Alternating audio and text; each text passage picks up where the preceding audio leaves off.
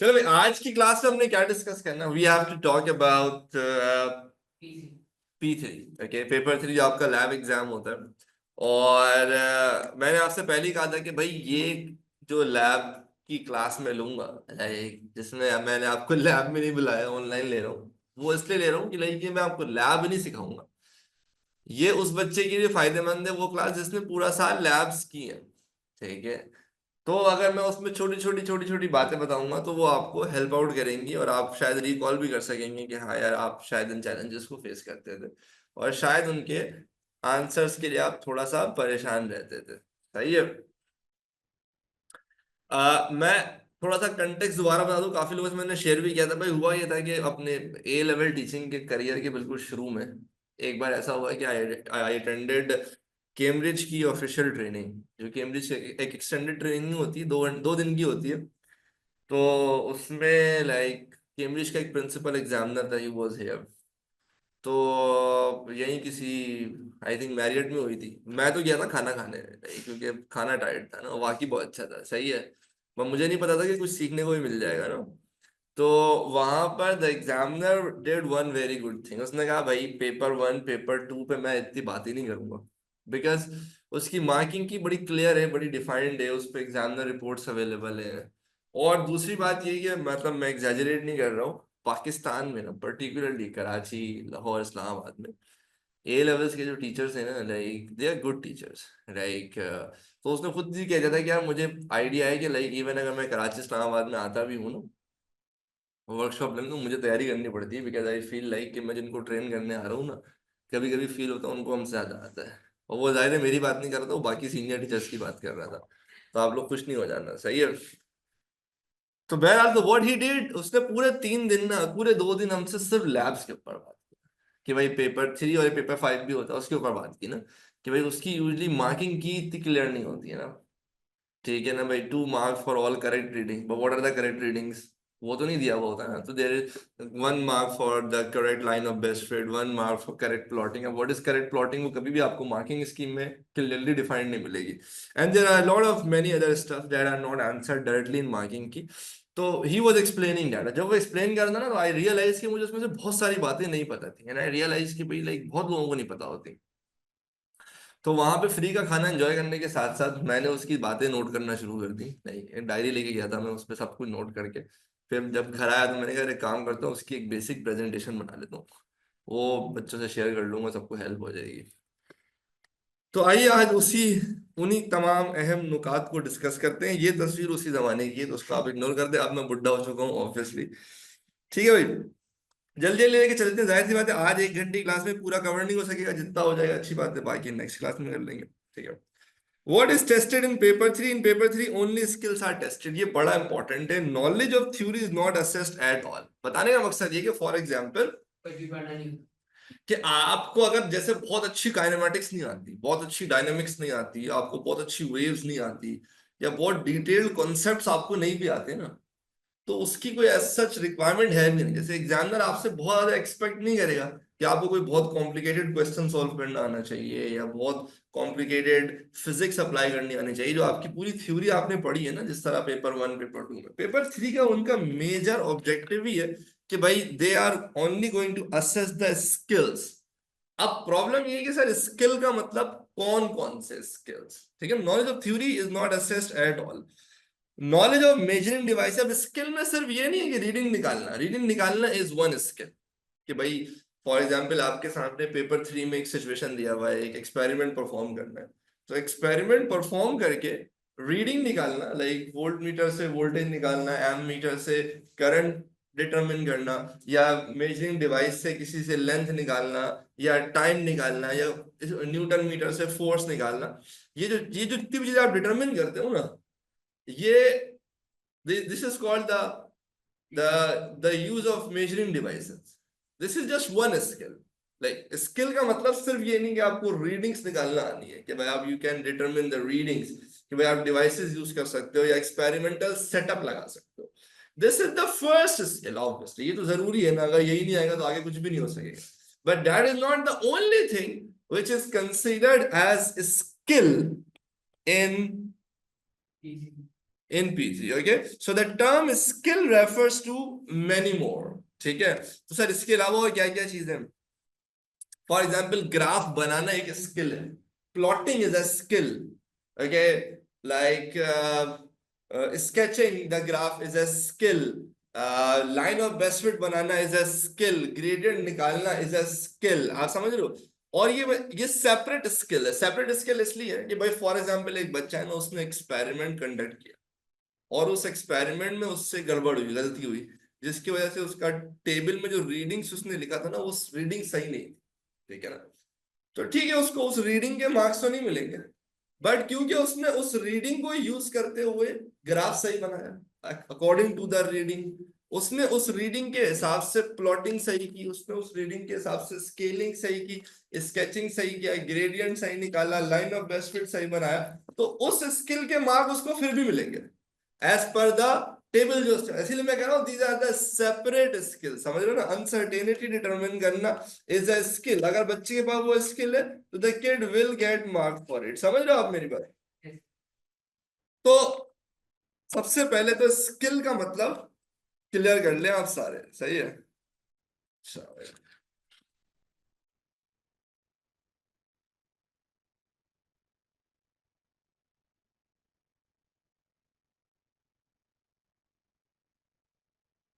Exam detail simple है भाई, मेरे ख्याल से अभी तक यही आपका 2 घंटे का पेपर है। You have to answer both question, candidate will answer on the question paper, वो पेपर आपको गिवन होगा, 40 मार्क्स का पेपर है और स्वैपिंग होती है। फॉर एग्जाम्पल अगर एक लैब में 20 बच्चे हैं तो 10-10 एक्सपेरिमेंटल सेटअप्स लगे हुए होंगे, 10 बच्चों को एक्सपेरिमेंट 1 दिया जाएगा और 10 बच्चों को एक्सपेरिमेंट 2 दिया जाएगा, और फिर एक्चुअल सीआई, और फिर 1 घंटे बाद उन बच्चों से कहा जाएगा कि भाई आप स्वैप कर लें। तो जो बच्चे जिनके जो जिन 10 बच्चों के पास एक्सपेरिमेंट 1 था वो एक्सपेरिमेंट 2 करना शुरू कर देंगे, जिनके पास 2 था वो एक्सपेरिमेंट 1 करना शुरू हो जाएंगे। ये वैसे भी क्लियर है, और क्योंकि मैं खुद सुपरवाइजर रह चुका हूँ मल्टीपल टाइम्स सीआईज के, लाइक कैम्ब्रिज के A लेवल एग्जाम्स का, तो जाहिर सी बात है वो मेरे सामने ही होती है सारी चीजें ना। तो like this is how it is going to work. तो उसमें एक चीज ये होती है कि फॉर एग्जाम्पल आपने एक्सपेरिमेंट 1 किया, और आप ये मेक श्योर कर लो कि उस 1 घंटे में आप एटलीस्ट रीडिंग शीडिंग कंप्लीट कर लो, कोशिश तो करो पूरा एक्सपेरिमेंट ही कंप्लीट कर लो, बट कोई मसले की बात नहीं, एटलीस्ट आपकी रीडिंग वाला पार्ट कंप्लीट हुआ हुआ है। अब लेट से आप ग्राफ बना रहे थे, ग्रेडियंट निकाले थे, लेट से उसका थोड़ा सा पार्ट रह गया, तो कोई मसले की बात नहीं, वो पेपर आपके हाथ में ही रहेगा, सिर्फ एक्सपेरिमेंट स्विच हो जाएगा ना, तो उससे रेलिवेंट जो कैलकुलेशन है वो आप अगले उसमें भी कर सकते हैं। आमतौर पर क्वेश्चन 1 ज्यादा टाइम लेता है, क्वेश्चन 2 कम टाइम लेता है, क्योंकि क्वेश्चन 1 में जाहिर है ग्राफ है, प्लॉटिंग है, वो टाइम कंज्यूमिंग है, और क्वेश्चन 2 में कंपैरेटिवली कम टाइम लगता है। क्वेश्चन 2 के चैलेंजेस डिफरेंट है, वो अभी हम डिस्कस करेंगे कि आखिर 1 और 2 का प्रिंसिपल डिफरेंस क्या है। क्वेश्चन 1 एक बड़ा स्ट्रेट फॉरवर्ड क्वेश्चन होता है, जिसमें कोई इतना मुश्किल काम नहीं करना होता, बट थोड़ा सा लंबा होता है। क्वेश्चन 2 एक्सपेरिमेंट मुश्किल होता है, बट ये कि उसमें 6-6 रीडिंग्स निकाल के ग्राफ नहीं बनाना पड़ता है, बस 2 दफा ही रीडिंग डिटरमिन करना पड़ता है, बट उसको उस रीडिंग को परफॉर्म करते हुए एक्सपेरिमेंटल चैलेंजेस अच्छे खासे होते हैं, और एक्चुअली उन एक्सपेरिमेंटल चैलेंजेस की वजह से जो अनसर्टेनिटीज आ रही होती हैं उनसे कैसे लड़ना है, यही क्वेश्चन 2 का असल ऑब्जेक्टिव होता है। तो the paper will consist of 2 experiment drawn from different areas of physics. अच्छा, इसमें कोई हार्ड एंड फास्ट रूल नहीं, कहीं से भी कोई भी दो आ सकता है, यहां तक कि कोई ऐसा टॉपिक भी असेस किया जा सकता है जो कि क्या कहते हैं, जो आके शायद आपके सिलेबस में भी ना हो, but paper 2 is paper 3 is the art of reading the instructions and following it. For example electric circuit में आपने बहुत सारे कॉन्सेप्ट्स पढ़े हैं, आपने पोटेंशियोमीटर पढ़ा है, आपने इलेक्ट्रिक सर्किट में इंटरनल रेजिस्टेंस पढ़ा है, आपने इलेक्ट्रिक सर्किट में किरचॉफ लॉ पढ़ा है। हो सकता है वो जो सर्किट हो उसमें आपको कुछ भी समझ ना आ रहा हो कि यार ये कौन सी फिजिक्स लग रही है इसमें, ऐसी की तैसी उसकी जरूरत, आपको वोल्ट मीटर से रीडिंग निकालना आता है, आपको सर्किट देख के उसको बनाना आता है, और फिर जो भी रिक्वायर्ड मेजरमेंट्स हैं वो डिटरमिन करना आता है, वो इनफ है। उसके पीछे फिजिक्स क्या चल रही है वो आपको समझ आ रहा है, कभी कभार समझ भी आ जाता है आपको कि आखिर ये एक्चुअली क्या करवाना चाह रहा है, तो अच्छी बात है, नहीं है तो भी कोई मसले की बात नहीं है। Paper 3 is the art of reading the instructions and following it, ठीक है। अच्छा, अभी माशाल्लाह बहुत सारे क्वेश्चंस आ गए हमारे पास, उनको डिस्कस कर लेते हैं कि भाई would you upload the recording, हाँ हाँ रिकॉर्डिंग मिल जाएगी मिल जाएगी मिल जाएगी, क्यों इतनी टेंशन ले रहे हो रिकॉर्डिंग की, वही ड्राइव पे अपलोड होगी। सर मुझे स्किल इशू है, मेरा पेपर हो जाएगा, वो तो हम सबका स्किल इशू है ब्रो। सही है सर, नॉर्मली फर्स्ट क्वेश्चन होता है, नहीं नहीं भाई ये सब नसीब होता है, ये बड़ा मैं आपको पहले बता दूं, you do not get to choose whether you will do question one और you will do question two, the examiner decides कि कौन से लैब में, लेट्स से अगर 20 बच्चे हैं ना, तो कौन से 10 बच्चे क्वेश्चन वन करेंगे, कौन से 10 बच्चे क्वेश्चन टू करेंगे। तो लाइक, और ये आप नहीं चूज करते हो, तो उसमें ये होता है कि लाइक किसी का क्वेश्चन टू पहले आ जाता है, इतना कोई बड़ा डिफरेंस क्रिएट नहीं होता उससे। ख्वाहिश तो सबकी होती है क्वेश्चन वन पहले मिले और क्वेश्चन टू बाद में मिले, बट डेफिनेटली 50% बच्चे वो होंगे जिनको क्वेश्चन टू पहले मिलेगा, 50% वो होंगे जिनको क्वेश्चन वन पहले मिलेगा। सही है। अच्छा सर, कौन सा वाला मुश्किल है या आसान है, ये बेवकूफों के ये वाले सवालों का जवाब नहीं दूंगा मैं, ठीक है। सही है, अनसर्टेनिटी वाला पार्ट, ये देखो ये सारे पार्ट जो तुम लोग पूछ रहे हो ना, आगे अभी जितना बता दिया उसके क्वेश्चंस पूछो, वरना बाकी आगे के क्वेश्चन ना पूछो, वो सब यहाँ पे डिस्कस्ड है, बिल्कुल टेंशन ना लो। सही है।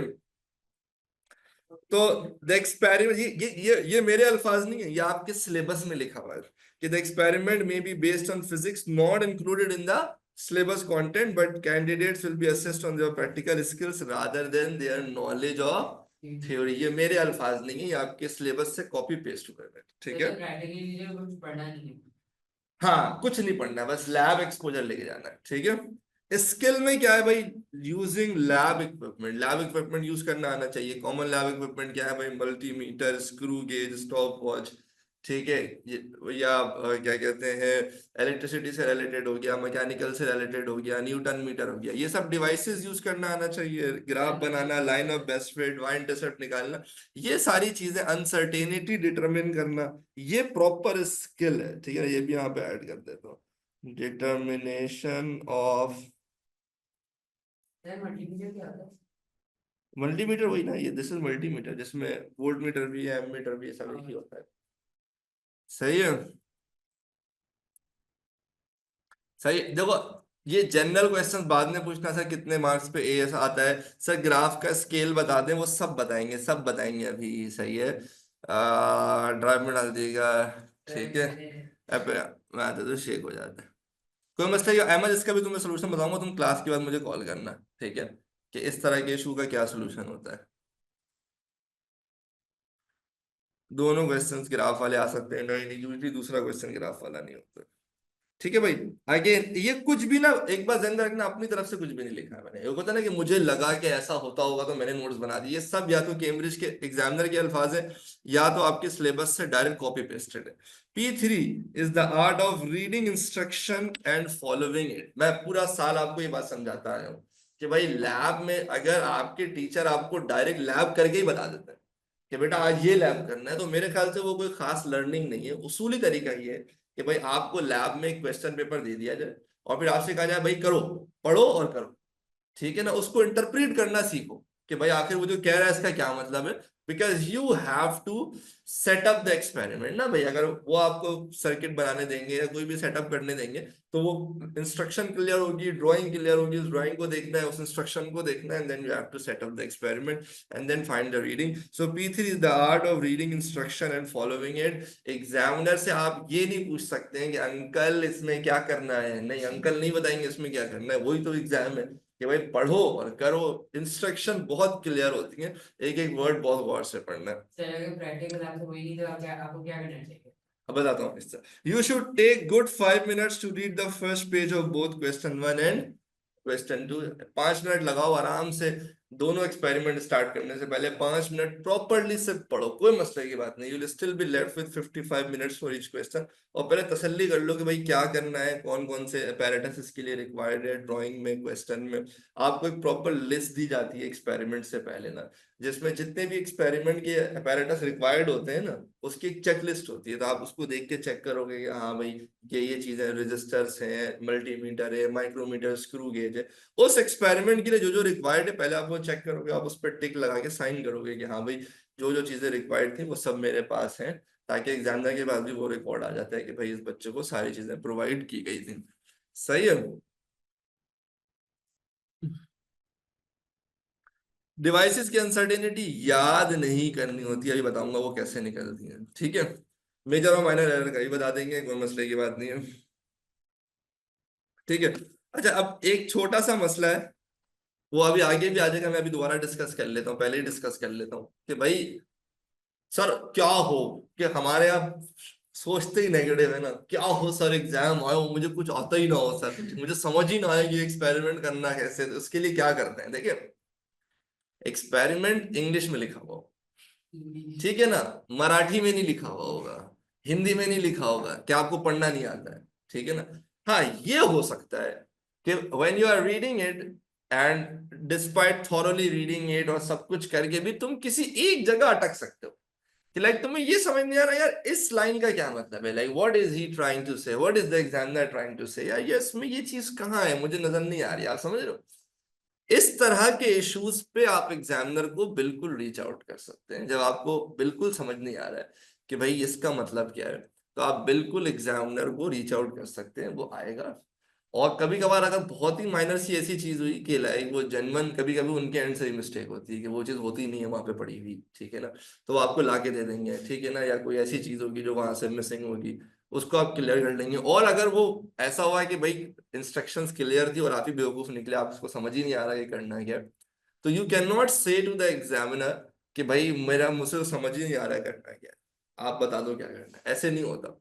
आपको बहुत प्रिसाइजली पूछना पड़ता है, सर या मैम मैं ये एग्जामिनर, ये मैं ये एग्जाम या मैं ये एक्सपेरिमेंट जब परफॉर्म कर रहा हूँ या मैं परफॉर्म कर रही हूँ, तो मुझे प्रिसाइजली इस चीज का मतलब समझ नहीं आ रहा है कि what are they trying to say, या हाउ टू डू दिस, या सर मुझसे ये चीज सेट नहीं हो पा रही, तो वो आपको उसमें हेल्प आउट कर देंगे। बट जाहिर सी बात है that will come at a cost, because वो आपको जो भी हेल्प करेंगे they will note it down कि भाई वो क्या आपने मिस्टेक की है या क्या आपने हेल्प ली है, वो आपकी नोटबुक के साथ अटैच होके जाएगा।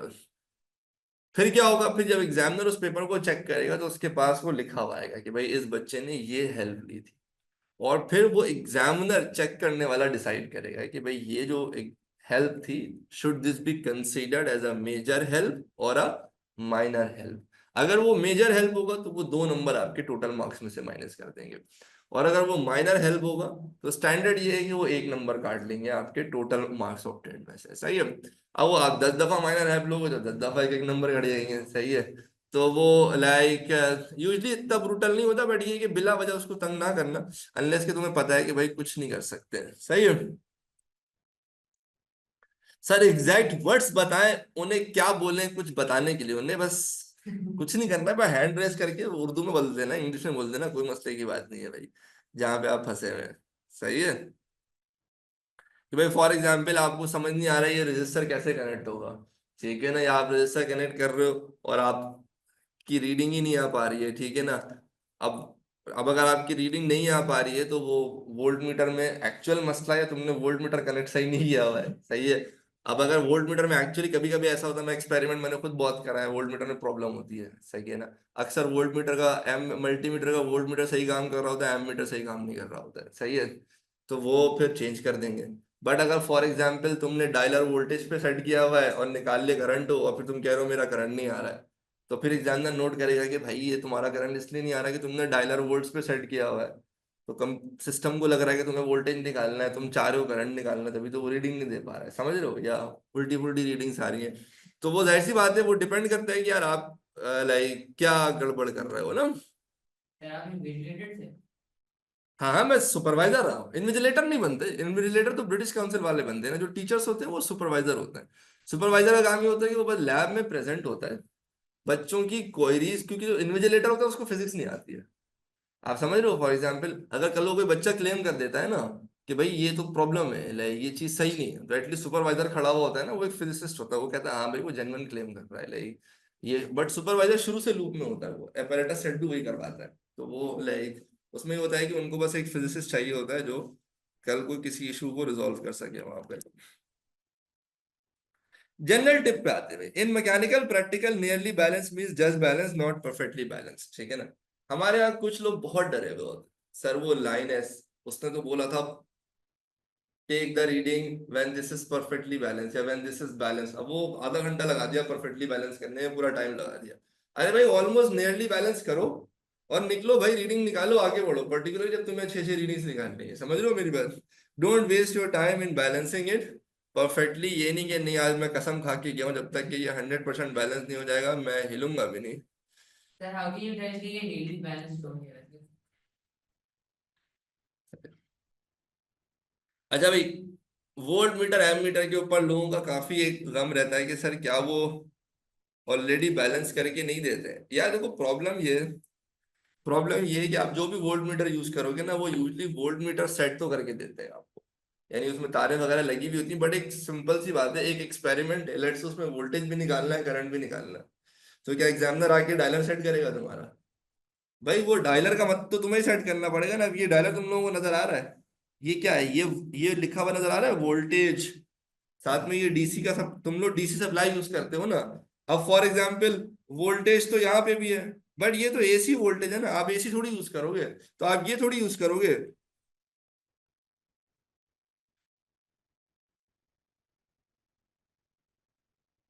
ये तो नहीं यूज करोगे ना। आप क्या यूज करोगे, या तो ये या तो ये या तो ये या तो ये।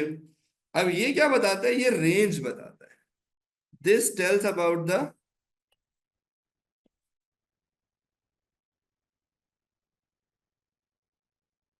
रेंज, यानी आप इसकी मैक्सिमम एक्सपेक्टेड वैल्यू। ठीक है, आमतौर पर अभी किसी ने बोला कि सर हम उसको किस पे सेट करते हैं, हम आमतौर पर इसको 20 पे इसलिए सेट करते हैं, आमतौर पर हम इसको 20 पे इसलिए सेट करते हैं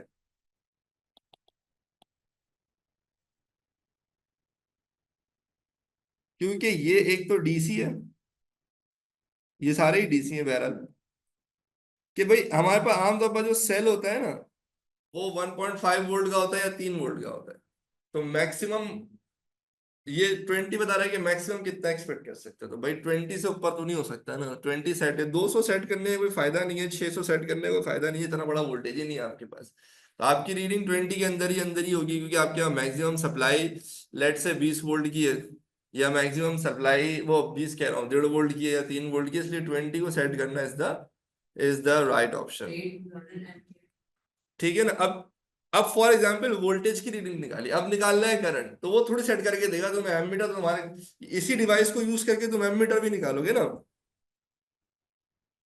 अब ये देखो, ये रहा एमीटर, ये जो सारे हैं ना ये एमीटर के लिए, तो यही जो डायलर है ना तुम्हारा, ये जो तुम्हारा डायलर है, ये कहाँ पे आके सेट हो जाएगा, ये एमीटर पे आके सेट हो जाएगा। लेट से 200 मिली एम्पेयर पे लाके सेट कर दो, या जितना तुम करंट एक्सपेक्ट कर सकते हो। तो करंट निकालते हैं, बस ये ध्यान में रखना कि तुम्हें जो अपना डायलर है वो लाइक करंट पे लाके सेट करना है, और वोल्टेज निकालते हुए तुम्हें किस पे सेट करना है, वोल्ट्स पे सेट करना है। वोल्ट मीटर पैरेलल में लगेगा, एम मीटर सीरीज में लगेगा, उसके लिए हम कोई अलग से क्लास भी रख सकते हैं, जिसमें सिर्फ हम ये देख लेंगे भाई इसको लाइक यूज कैसे करना है। ठीक है ना, मैं सोच रहा था इसकी कोई वीडियो वीडियो बना के बच्चों को समझा दूं। सही है, but again that's a separate discussion, वो फिर लैब की स्किल सेट है, वो आपको लैब में बैठ के सीखनी पड़ेगी। मैं तो जरा जनरल टिप से बात करना चाहता हूँ। Do not forget to check for zero error in your measuring devices. मेरे ख्याल से आपको पता है कि जीरो एरर क्या होता है। ठीक है ना, आमतौर पर ये बहुत कॉमन है वर्नियर कैलिपर्स में, ये बहुत कॉमन है माइक्रोमीटर स्क्रू गेजेस में, कि भाई इससे पहले कि आप कोई चीज उसमें फंसा के उसकी रीडिंग निकालें, यानी उसका लेंथ निकालें या कुछ भी निकालें, पहले आप उसको पूरा बंद कर दें कि बीच में कुछ भी ना हो। तो उस वक्त उसूलन it should be giving a reading equal to zero ना, यानी मेन स्केल का जीरो और जो वर्नियर स्केल हो या सर्कुलर स्केल हो, उन दोनों का जीरो मैच करना चाहिए ना। अगर वो मैच नहीं कर रहा और ऑलरेडी कोई रीडिंग आ रही है, तो दैट्स अ जीरो एरर ना। The device is not giving zero when it is suppose to give a zero reading. तो ये जीरो एरर कोशिश किया करो कि कोई मेजरमेंट निकालने से पहले डिवाइस में चेक कर लिया करो। जीरो है तो हम उसे कैसे सही करें? अच्छा, आमतौर पर तो डायलर ही सेट करना पड़ता है, क्योंकि आपके पास जो स्कूल में जो वनने जो डिवाइस लगी हुई होती है ना, उसमें से एक ही कनेक्टर होता है, वही वोल्टेज का भी कनेक्टर होता है, वही करंट का भी कनेक्टर होता है।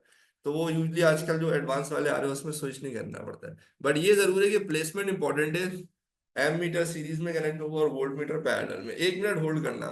नहीं, जीरो एरर आपको करेक्ट नहीं करना होगा, बस आपको एग्जामिनर को बताना होगा कि भाई इसमें जीरो एरर है, तो वो या तो डिवाइस चेंज कर दे, या फिर आप जीरो एरर को कंसीडर कर लेना अपनी कैलकुलेशन में, उसको खत्म करने की जरूरत नहीं है।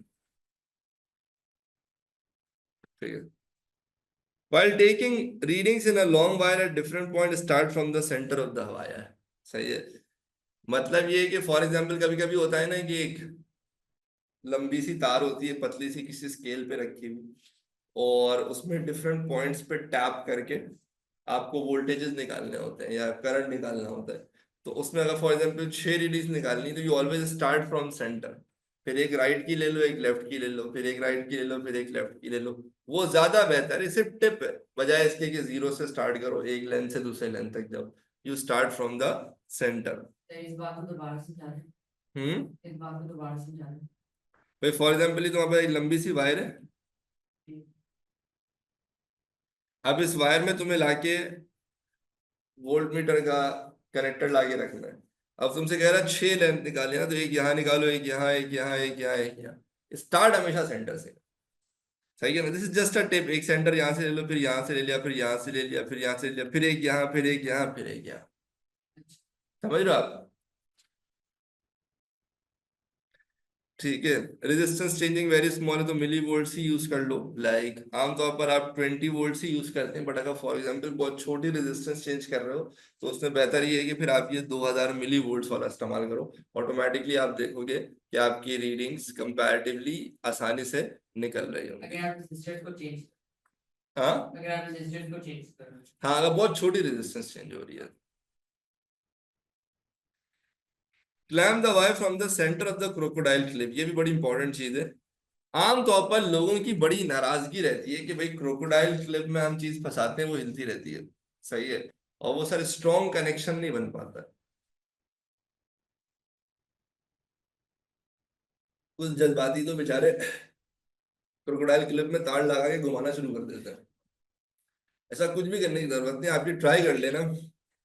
आप क्रोकोडाइल क्लिप को इस पॉइंट से फंसाओ। हमारी आदत होती है हम कोने से फंसाते हैं, और हमें लगता है कोने में पक्का फंसेगा। कोने में हमेशा फ्लक्चुएशन है। और ये जो पॉइंट्स होते हैं ना यहाँ पे, आमतौर पर क्रोकोडाइल क्लिप पे जो वायर होती है ना, वो ज्यादा स्ट्रांगली लाइक स्टिक होती है। तो आप लैब में ट्राई करके देख लेना। मैंने तो पर्सनली इस चीज को एक्सपीरियंस किया, इसलिए मैं इसको बहुत बच्चों से डिस्कस करता हूँ ना। आप भी ट्राई करना, आपको फायदा होगा। अच्छा, ये एक बहुत कॉमन क्वेश्चन है कि सर कैलकुलेशन करते हुए लाइक कौन सी यूनिट यूज करें। हाँ, आमतौर पर हमें ऐसा यूनिट की आदत है, बट कॉमन प्रैक्टिस ये कि लैब सेंटीमीटर्स में यूज करो। मेजरमेंट आप निकालो सेंटीमीटर्स। ठीक है, because that is the easiest to deal with. उसके बाद आप टेबल भी बना दो, कोई मसले की बात नहीं है। सेंटीमीटर्स फाइनल कैलकुलेशन करना हो वो भले कन्वर्ट करते रहना, ऐसा यूनिट में आंसर निकालते रहना।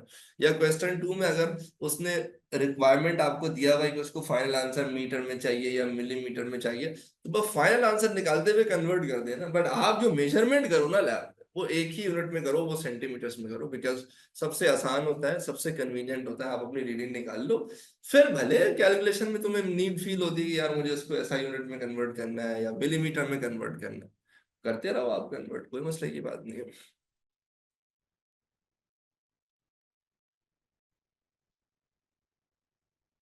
तो 2000 मिली वोल्ट और 20 वोल्ट्स कब लेंगे? ठीक है ना सर, मेरा तो उसके साथ भी कनेक्शन नहीं बना। आप क्रोकोडाइल क्लिप की बात कर रहे हैं, सही है। लैब कोट पहनना होगा, डेफिनेटली लैब कोट आप पहन के जाएंगे एग्जाम में, सही है। टेबल भी सेंटीमीटर में बना सकते हैं भाई। ये जैसे अगर आप आमतौर पर अगर बहुत छोटा वोल्टेज का चेंज आ रहा होता है ना, तो फिर मिली वोल्ट्स में कर लेना, वरना 20 वोल्ट्स इज गुड। सही है। वैसे अगर आप लैब को नहीं पहन के जाएंगे तो क्या होगा फिर? यार देखो, मैं आपको सिंपल सी बात बताता हूँ। लैब कोट पहन के नहीं जाएंगे तो क्या हो जाएगा? पहली बात तो लैब कोट पहन के क्यों नहीं जाओगे?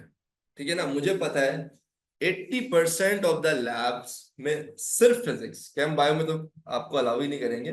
फिजिक्स में ये होता है कि वो आपको नहीं अलाउ करते कभी कभार। तो ठीक है ना, 80% अलाउ कर देते हैं, बट 20% में कीड़ा होता है।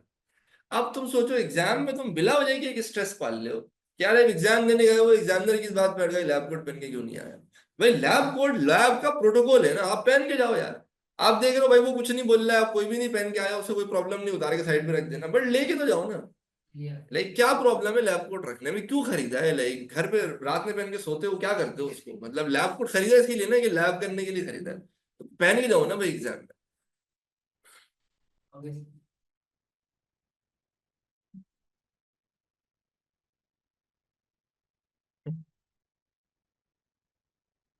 तुम लोगों ने पूरा साल बिना लैब कोट के लैब्स किए हैं क्या, मतलब कैसी बात है यार ये। कैसे अंदर उसके बगैर की। सही है। अच्छा भाई ये बड़ी इंपॉर्टेंट चीज मैं आपसे अब पहले ही डिस्कस कर चुका हूँ, मेजर हेल्प आमतौर पर -2, minor help usually -1.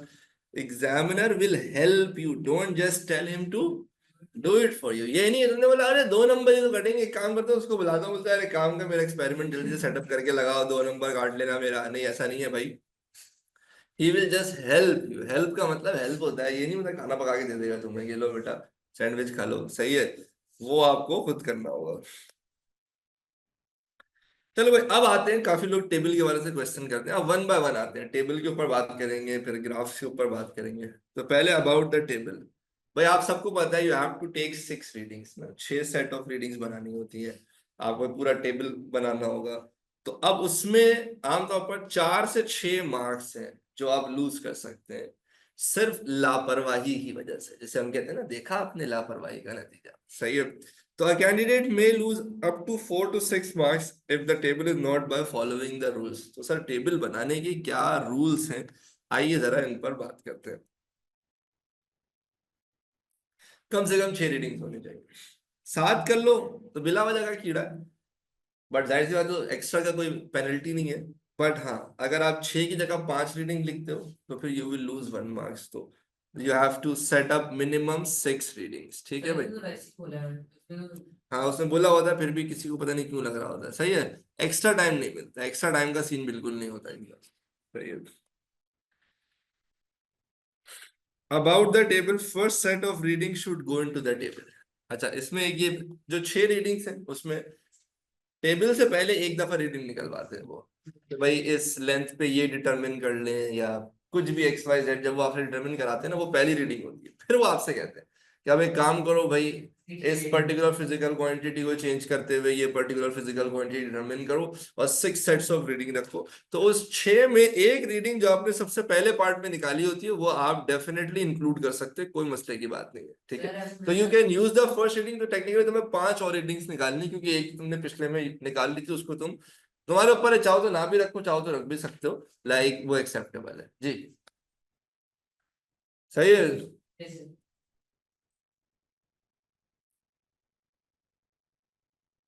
यार इस साल बनेंगे सुपरवाइजर। हम्म। सर मैंने खुद मना कर दिया, बहुत टाइम लगा उधर। सर प्रॉपर रूलर से लाइन बनानी जरूरी है, तमीज की बनाओ, मतलब अगर तुम्हें लगता है कि तुम पेंसिल से ऐसे भी बना सकते हो कोई मसले की बात नहीं, बना दो। बस ये है कि टेबल फिर यूं नहीं बनाना, समझ रहे हो ना, कि आड़ी टेढ़ी टेबल, एक लाइन यूं जा रही है एक लाइन यूं जा रही है, ठीक है ना। स्केल से ही बना लो, अगर नॉर्मल हाथ से बना दो तो मसले की बात नहीं, बट वो लाइक टेबल लगनी चाहिए। अगर वाइट टेबल बनाएंगे तो मार्क्स काटेंगे उसमें। सही है। क्या अगर आप उल्टी सीधी लाइन बनाएंगे तो मार्क्स काटेंगे। समझ में आ जाएगा तो नहीं काटेगा। लीव्स, ये बड़ी इंपॉर्टेंट टिप है, leave some space on the right of the table so that you may add columns later if you need. ये बड़े काम की चीज है भाई। फॉर एग्जाम्पल आपने ना एक टेबल बनाया, ठीक है, you you made a table भाई जिसमें आपने सीरियल नंबर रखा और उसके अलावा 2 और चीजें थी, सही है, ठीक है। लेट से आपने यहाँ पे रखा सीरियल नंबर, यहाँ पे लेट से लेंथ था सेंटीमीटर में, ठीक है, यहाँ पे आपके पास टाइम था सेकंड्स में, कुछ और कर लेते हैं, लेट से यहाँ पे करंट था एम्पेयर्स में, ठीक है। और आपको टेबल बनाने के बाद सब कुछ करने के बाद एकदम से रियलाइज हुआ कि ओ मैंने तो एक गलती कर दी थी, जिसकी वजह से ये जो सारी टाइम की रीडिंग है ये तो गलत आ गई है मेरी। अब बजाय इसके अब बजाय इसके जैसे फॉर एग्जाम्पल ना तुम्हारी टेबल थी इस तरह की, ठीक है,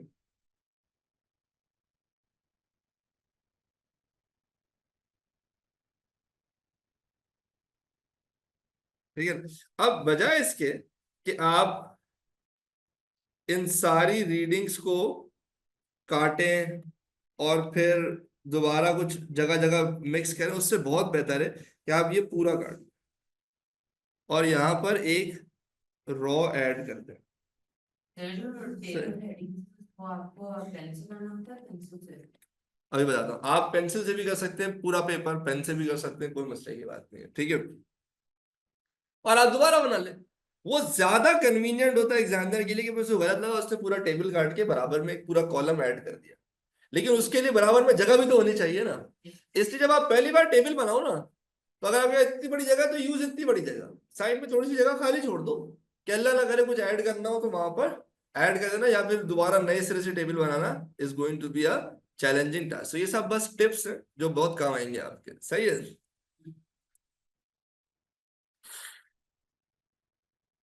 सर ये वाला पॉइंट रिपीट करते हैं, सेट ऑफ रीडिंग्स की, बस 6 सेट ऑफ रीडिंग्स डालनी है ना। सर हमारे ने तो कहा था कि 6 सेट्स अलग लेनी है पहला। अच्छा, हाँ देखो ये मैं अभी एक चीज बता देता हूँ, सही है।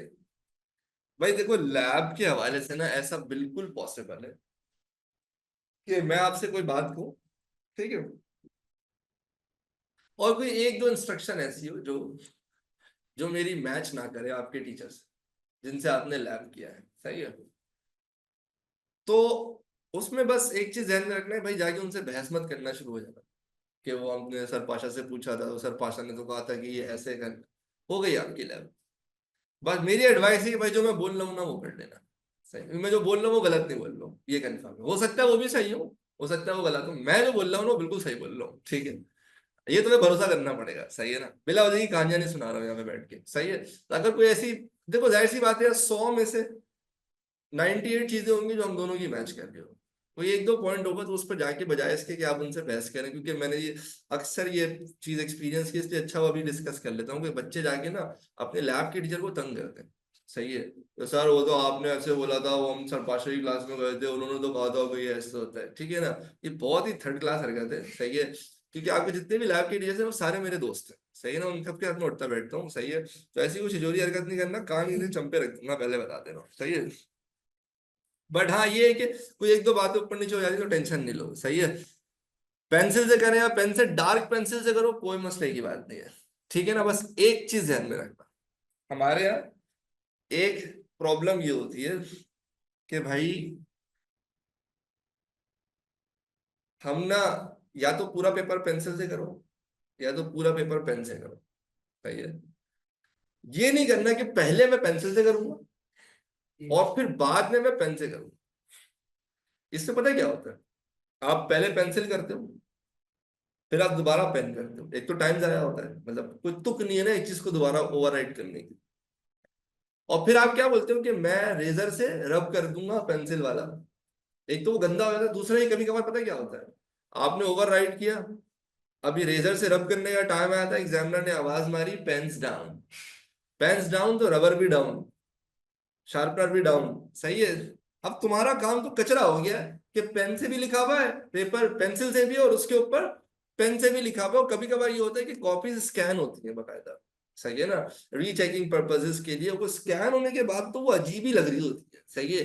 वो पढ़ने वालों को समझ ही नहीं आता कि क्या लिखा हुआ है इसने, एक के ऊपर एक दोबारा लिखा हुआ है, तो वो स्ट्रिक्टली मना है भाई, इधर यू यूज पेन इधर यू यूज पेंसिल, और you, but you don't use both, कि भाई लाइक इस तरह की हरकतें नहीं करना। अच्छा पेंसिल से भी स्कैन हो जाए। हाँ प्रॉपर स्कैन होता है भाई, पेंसिल डार्क पेंसिल यूज करोगे ना, that you can do it. Table pen, pen से बना लो पेंसिल से बना लो, कोई टेंशन नहीं है भाई। लाल पेन यूज नहीं करना, पर्पल पेन यूज नहीं करना, ब्लैक या ब्लू बेस्ट है। सर इतनी सारी जगह में थोड़ी सी जगह में टेबल बनाया तो मार्क्स तो नहीं, थोड़ी सी छोड़ना है, थोड़ी सी में बनाना नहीं है, थोड़ी सी छोड़ना है अलीना। तो अगर आपने 70-80% जगह लिया भाई क्यों मार्क्स करेंगे। टेबल में लेंथ टाइम लेना होता है, और अगर वोल्ट मीटर की रीडिंग ले रहे हैं तो एवरेज नहीं लेना होता, एवरेज लेना चाहो ले लो, कोई मसले की बात नहीं है, सही है। ऑर्डर से कोई फर्क नहीं पड़ता, कोई भी कॉलम पहले बना दो, बस सीरियल नंबर का पहले रखना, उसके बाद, सही है। सी नंबर लिखना है। सही, नहीं तो ये नोट्स रीड कर लेना जाने से पहले, तो सारी बातें अगर भूल जाओगे, सही है। सही है, अनसर्टेनिटी बता दें अभी, उसमें टाइम है, वो क्वेश्चन 2 पे आएगा। सर थोड़ा पेपर जिसमें रीडिंग निकालनी है, चलो अभी मैं एक काम करता हूँ, छोटे छोटे क्वेश्चन तुम लोग, तो 8 मिनट रह गए हमारे पास, तुम लोग के पास है भी A2, वरना मैं एक्सटेंड कर देता तुम लोग की क्लास। अच्छा अब इधर आ जाओ, थोड़ा टेबल में छोटी छोटी मिस्टेक्स देखो, ठीक है ना। अगेन ये जितने भी पॉइंटर्स, जैसे ये एक सैंपल कॉपी है, एग्जामिनर रिपोर्ट से मैंने इसको, इसका स्क्रीनशॉट निकाला था, ये एक सैंपल कॉपी है, उसमें कुछ चीजें अच्छी हुई हुई है, कुछ चीजें गलत हुई हुई है। ठीक है, जैसे फॉर एग्जाम्पल सीरियल नंबर नहीं डाला हुआ है भाई, सीरियल नंबर लिखने के कोई मार्क्स नहीं होते, अगर उसने नहीं डाला है तब भी पूरे मार्क्स। अच्छी बात यही है कि सीरियल नंबर का एक कॉलम बना दो 1 2 3 4 5 6, बट वो ना करने से मार्क्स नहीं कटते, और वो करने के कोई अलग से मार्क्स भी नहीं होते, वो बस एक काम करने का तरीका है। The candidate correctly uses the whole range of masses available to them. अब इसने अच्छा काम क्या किया, फॉर एग्जाम्पल मास की 6 वैल्यू यूज करनी थी, तो ही यूज 100 200 250 300 350 450, तो he has used a wide range of values. चलिए। अब इसमें देखो दो चीजें हैं जो बहुत कॉमन होती है, सही है। बच्चों को लगता है कि बिल्कुल इक्वली स्पेस्ड होने चाहिए, कि अगर 100 है तो दूसरा 200 है तो अब 300 ही होना चाहिए, 250 कैसे आ गया, नहीं नहीं कोई मसले की बात। बस एग्जामिनर ये नहीं पसंद करता है कि फॉर एग्जाम्पल अगर तुम्हारे पास 100 से लेके 500 था ना, तो तुमने लाइक 100 110 120 130 450 और 500 कर दिया, इस पे इसकी हटेगी।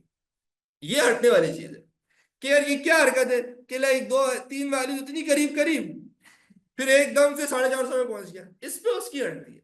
सही है ना भाई, ये सही तरीका नहीं है। बट कभी 100 का डिफरेंस ले लिया, कभी 50 का, फिर 100 का ले लिया, कोई मसले की बात नहीं। ऐसा कोई हार्ड एंड फास्ट रूल नहीं कि एकदम कैलकुलेटर में डिवाइडेड बाय 6 करने के बाद 33.33 के डिफरेंस से ही चलूंगा मैं, अबे नहीं भाई, ऐसा कोई रूल नहीं है। फॉर एग्जाम्पल अगर आपको 100 से लेके 200 तक की रेंज है ना, आपके पास अवेलेबल वैल्यूज है, आपने बोला 100 ले लेता हूँ, 150 ले लेता हूँ, 200 ले लेता हूँ, 250 ले लेता हूँ, 300 ले लेता हूँ, बीच में 200 275 ले लिया, 8240, कोई मसले की बात, सही है। तो ये बिल्कुल एक्सेप्टेबल है कि 100 के बाद 200 था, फिर बीच में उसने 250 घुसा दिया, फिर 300, फिर 350, फिर 450, ठीक है। डिस्टेंट किया और रेडी मैक्सिमम हो गया तो सही। ठीक है ना, इक्वी डिस्टेंट लो तो बहुत अच्छी बात है, ठीक है ना, बट अगर मैं कह रहा हूँ कि ऐसा नहीं है कि एकदम मौत आ जाएगी कि अब तो एग्जामिनर की हट गई है कि मार्क्स से नहीं मिलेंगे, ठीक है ना। कुछ चीजें हैं जो हम पर फर्ज हैं, कुछ चीजें जो हमने खुद से फर्ज कर ली है अपने ऊपर, सही है ना। और यहाँ पर प्रॉब्लम आता है, समझ रहे हो ना, कि लाइक जैसे रोजे हम पे फर्ज है, पकोड़े हमने खुद फर्ज कर लिए हैं, समझ रहे हो ना। तो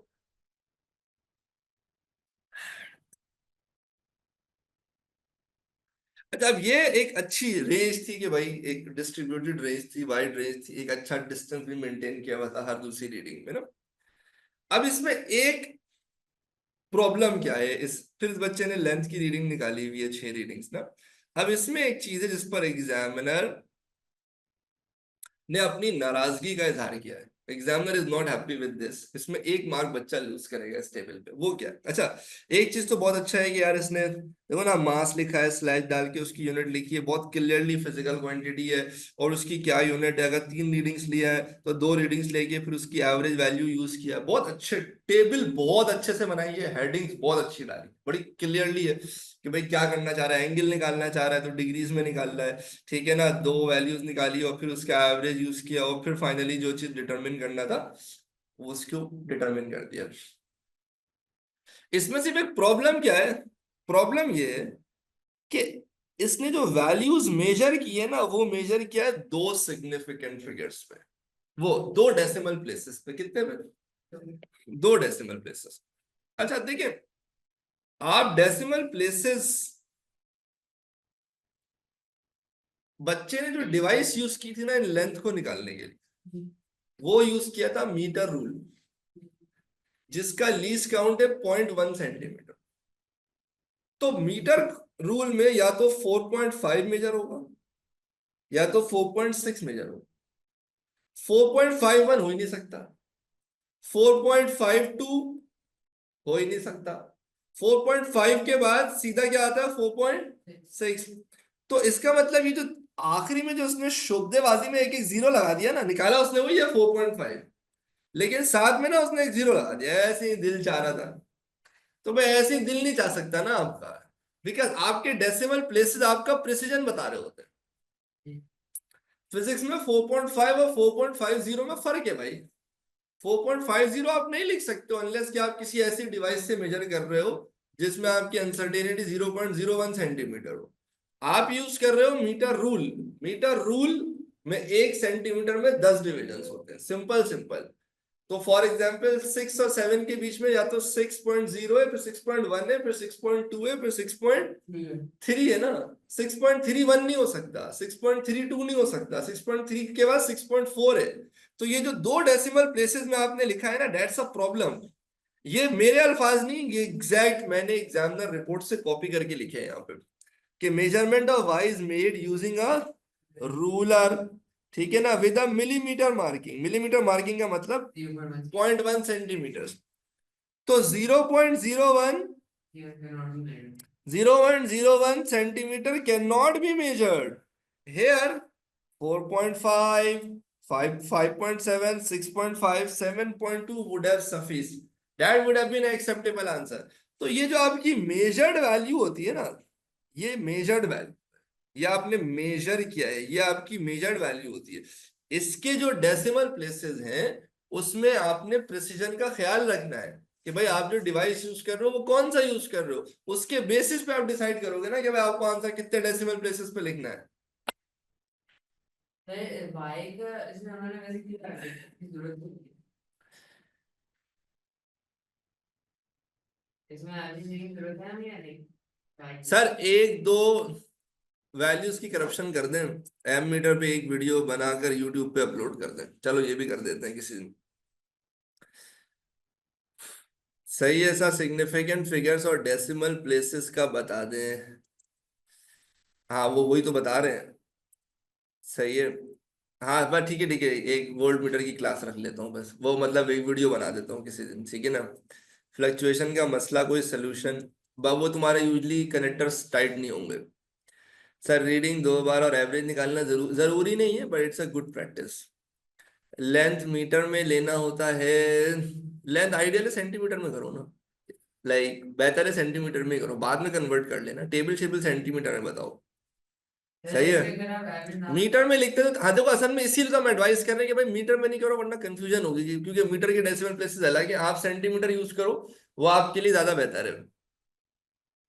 अगर हम एवरेज जाने तो हमारे मार्क्स कटेंगे नहीं। नहीं कटते तो नहीं कैसे। सही है, थीटा भी बढ़ गया, थीटा भी शायद बढ़ गया। हाँ क्योंकि 1 डिग्री के बीच में और थीटा सही इलेक्ट्रिसिटी तो आ ही नहीं रहा। खैर ये सब छोड़ो। सर फ्लक्चुएशन, सर अगर वैल्यूज ग्राफ में 3 डेसिमल प्लेसेस वाली हैं तो क्या करें, राउंड ऑफ कर दिया करो अनस। ग्राफ पे हम आएंगे, वैसे उसको राउंड ऑफ कर देना, कोई मसले की बात नहीं, ठीक है। अगर कि एवरेज निकालेंगे तो फिर क्या लिखेंगे, फिर आप 1 डेसिमल प्लेस बढ़ा सकते हो, कोई मसले की बात। 4.5 और 4.6 की एवरेज 4.55 लिख दो, कोई मसले की बात। वो कैलकुलेटेड वैल्यू है ना, वो आपने एवरेज निकाला है। सही है। तो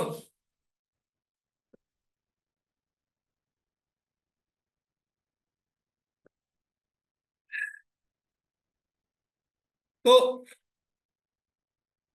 तो जो आपकी मेजर्ड वैल्यूज है, जो आपकी मेजर्ड वैल्यू, उनके डेसिमल प्लेसेस डिसाइड करेगा कौन, आपकी अनसर्टेनिटी, मतलब आप जो डिवाइस यूज कर रहे हो किन हालात में यूज कर रहे हो। दूसरी चीज क्या है, दूसरी चीज है कि decimal places should be same in all the readings of measured value. देखो जो तुम्हारी मेजर्ड वैल्यू है ना, ये तुम्हारी मेजर्ड वैल्यू है, जैसे तुमने टाइम निकाला ना, तुम देखो इन सबके डेसिमल प्लेसेस सेम है, एक एक डेसिमल प्लेस में सबने लिखा है, क्योंकि एक ही डिवाइस से निकाल लिया ना, तो सबकी प्रिसीजन सेम ही होगी ना। समझ रहे हो आप मेरी बात, अगर सारा टाइम स्टॉप वॉच से निकाला, स्टॉप वॉच में आमतौर पर आइडियल यही होता है कि आप एक सिग्निफिकेंट फिगर्स में ही लिखें, सही है। दो में भी लिख सकते हैं, बट बेहतर है कि एक सिग्निफिकेंट फिगर में लिखो, सही है। तो वो एक एक सिग्निफिकेंट फिगर में लिखोगे। तो एक चीज हो गई मेजर्ड वैल्यू, कि भाई मेजर्ड वैल्यू जो है ना आपकी, उन सबके डेसिमल प्लेसेस सेम होने चाहिए। अब एक चीज है कैलकुलेटेड वैल्यू, एक चीज है कैलकुलेटेड वैल्यू। कैलकुलेटेड वैल्यू क्या है, कि भाई ये जो 1/t निकाला है ना आपने, ये आपने मेजर नहीं किया है, बल्कि टाइम निकाला, फिर ये टाइम का एवरेज लिया, और फिर आपने 1/t कैलकुलेट किया है, सही है। कैलकुलेटेड वैल्यू में डेसिमल प्लेसेस सेम नहीं रखते। जैसे फॉर एग्जाम्पल ये 2 डेसिमल प्लेस में, ये 4 डेसिमल प्लेसेस में, ये सारे बिल्कुल करेक्ट है। तो सर फिर कैलकुलेटेड वैल्यू में सर फिर कैलकुलेटेड वैल्यू में क्या करते हैं वो मैं आपको समझाता हूँ। देखो, this is your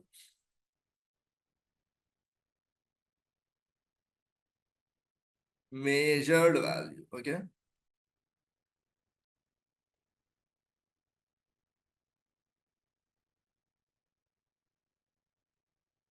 and this is your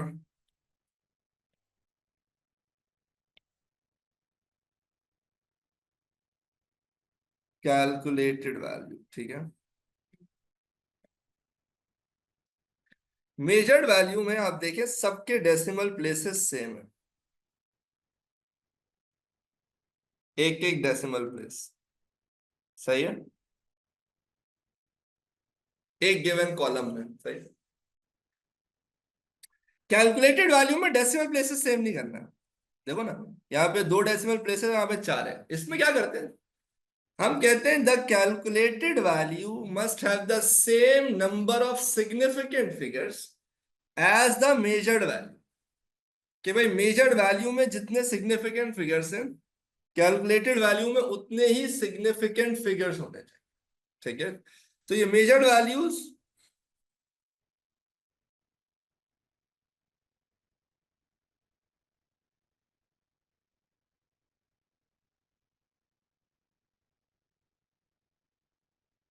have the same decimal places, ठीक है, ये बिल्कुल सही है। कैलकुलेटेड वैल्यू के साथ क्या सीन है,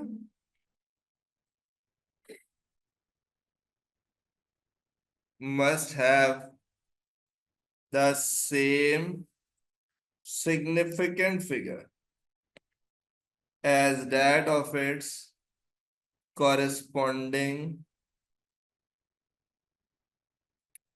measured value। वही जो आप पेपर 2 में करते हो, पेपर 2 में आप क्या करते हो, आप कहते हो भाई ये टाइम निकालने के लिए मैंने ये calculated value measured value use की, जिसमें दो सिग्निफिकेंट फिगर्स है तो उसमें भी कितने, दो सिग्निफिकेंट फिगर्स, ऐसा ही है ना भाई। भाई इन दोनों के सिग्निफिकेंट फिगर्स सेम है, इसमें दो सिग्निफिकेंट फिगर्स हैं तो इसमें भी दो सिग्निफिकेंट फिगर्स हैं, सिग्निफिकेंट फिगर्स चेक करते हैं, इसमें डेसिमल प्लेसेस नहीं चेक करते कैलकुलेटेड वैल्यू। देखो इसमें तीन सिग्निफिकेंट फिगर्स हैं तो इसमें भी कितने सिग्निफिकेंट फिगर्स हैं, बोलो ना, तीन सिग्निफिकेंट फिगर्स है। इस पे कितने सिग्निफिकेंट फिगर्स हैं, तीन, तो इस पे भी कितने हैं, तीन सिग्निफिकेंट, जीरो थोड़ी काउंट होगा, 5 to 9 में तीन सिग्निफिकेंट फिगर्स है, ऐसा ही है। समझ आया आप लोगों को। सर अगर रीडिंग एक वही तो कह रहा हूँ, फॉर एग्जाम्पल एक है 9.0, एक है 10.0, तो 9.0 से जब आप 1/t निकालोगे ना मिकाइल, तो वो दो सिग्निफिकेंट फिगर्स में निकालोगे, 10.0 से जो निकालोगे वो तीन सिग्निफिकेंट फिगर्स से निकालोगे, बिकॉज जो आपकी कैलकुलेटेड वैल्यू है ना that must have the same significant figures as that of the measured value. Measured value के और कैलकुलेट वैल्यू के सिग्निफिकेंट फिगर्स मैच करने चाहिए। मेजर्ड वैल्यू में सबका डेसिमल प्लेस सेम होना चाहिए, बट जो कैलकुलेटेड वैल्यू उसका सिग्निफिकेंट फिगर्स मेजर्ड वैल्यू के सिग्निफिकेंट फिगर से मैच करना चाहिए। कैलकुलेट, आप देखो तुम्हें समझ में आ रही है मेरी बात अलिशबा, तीन नहीं, जैसे फॉर एग्जांपल यहाँ पे दो थे तो इसने भी दो में लिखा, यहाँ पे तीन थे तो कैलकुलेटेड वैल्यू कितने में आ गई, तीन सिग्निफिकेंट फिगर्स में आ गई। हाँ, सिग्निफिक बिल्कुल कर सकते हैं, स्टॉप वॉच को दो डेसिमल प्लेसेस पे टाइम आता है उसको अब एक डेसिमल प्लेस पे राउंड ऑफ कर दो। नहीं, फैब्रिकेशन नहीं करना, फैब्रिकेशन नहीं करना, मेरे जैसा अगर कनिंग एग्जामिनर हुआ ना, मैं तो एग्जाम में हमेशा एक रजिस्टर जाने गलत डालता था, वो होता था 200 ओम का और मैं लिखता था उसको 300 ओम का, क्योंकि मुझे पता था कि इसमें रीडिंग गलत आनी चाहिए। तो जो दो नंबर ही करते थे ना वो तो अपने हिसाब से रीडिंग फिल कर देते थे, और जो सही करते थे उनकी रीडिंग गलत आती थी, तो मुझे पता था कौन सी गलत होगी ना। तो फैब्रिकेशन की जरूरत ही नहीं है, 6 रीडिंग निकालने में इतना, मतलब 2 रीडिंग निकाली बाकी खुद से वैल्यू पुट कर दी, सही है। सर लैब वाले सर ने बोला है कि कैलकुलेटेड वैल्यू हमेशा तीन सिग्निफिकेंट फिगर्स पर लेते हैं, नहीं ये बिल्कुल ऐसा कोई रूल नहीं है, ठीक है, रिगार्डलेस के उसकी मेजर्ड वैल्यू कितने सिग्निफिकेंट फिगर्स पे हो, नहीं नहीं नहीं, गलत है, ये बिल्कुल गलत है, जिसने भी बोला ये बिल्कुल गलत है, ठीक है, आपकी calculated value must correspond to the significant figures of the measured value. ठीक है, और मेरे ख्याल से उन्होंने ऐसा नहीं बोला हुआ, तुमने सुनने में गलती की हो।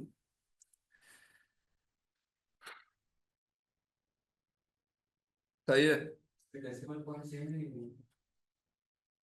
सर, अगर मेजर्ड वाले का वैल्यू का एवरेज 2 डेसिमल प्लेस में आए, जैसे 2.55, तो उसको राउंड ऑफ कर देंगे। हाँ कर दो, मसले की बात नहीं, 2.6 कर दो। टाइम एक सिग्निफिकेंट 1 डेसिमल प्लेस से भी हो सकता है, 2 पे भी हो सकता है, दोनों एक्सेप्टेबल है। सही है। तो तुम लोग अभी सब छोड़ो, ये बात बताओ, ये बात समझ में आ गई कि भाई जो आपकी मेजर्ड वैल्यू है उसके डेसिमल प्लेसेस सेम होने चाहिए according to the uncertainty of the device, of the reading, of the measurement. और जो कैलकुलेटेड वैल्यू है that must have the same decimal place significant figures as that of the measured value. सब पहले सारे लोग please confirm कर, यहां तक सारे मेरे साथ हैं। यस।